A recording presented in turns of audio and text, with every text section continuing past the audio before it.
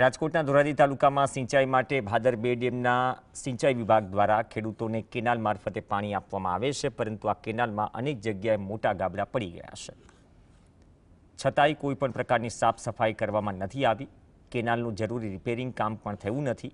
સિંચાઈ માટેનું પાણી છોડવામાં આવતા ખેડૂતોને ભારે મુશ્કેલી પડી રહી છે. કેનાલમાંથી પાણી વહી જતા ખેતરો સુધી પૂરતું પાણી ન પહોંચતા ખેતીને પણ નુકસાની થઈ રહી છે.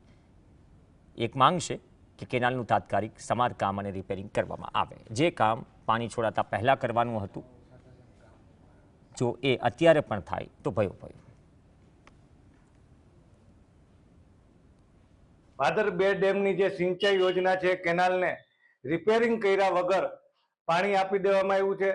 આ કેનાલની અંદર અનેક જગ્યાએ મોટા મોટા ગાબડાઓ પડી ગયા છે અને ખાસિયત આ કેનાલની એવી છે કે ખેડૂતો આ કેનાલ મારફત પમ્પિંગ કરીને પાણી લેવાની જોગવાઈ કરવામાં આવેલ છે. ત્યારે ખેડૂતો પાણી લેવા માટે જ્યારે મોટર કેનાલની અંદર મૂકે છે તો એની અંદર કચરો ભરાઈ જાય છે.